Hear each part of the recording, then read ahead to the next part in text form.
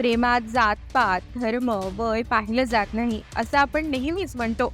मात्र आता सोबतच प्रेमात लिंगभेद सुद्धा पाहिला जात नाही. लिंगभेदापुढे जाऊन एका युवकाने तृतीयपंथीयाशी लग्न केलंय.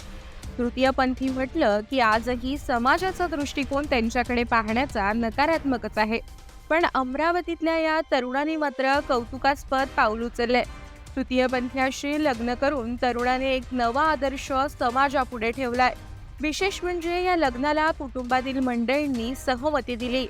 अमरावतीतल्या उत्तमनगर परिसरातील तृतीयपंथी निकू आणि चेतन नासरे यांची पहिली भेट बडनेरा मार्गावरच्या गोंडाबाबा मंदिरात झाली.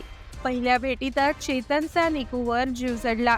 त्याने आधी तिचा फोन नंबर घेतला, नंतर दोघांमध्ये बोलणं झालं.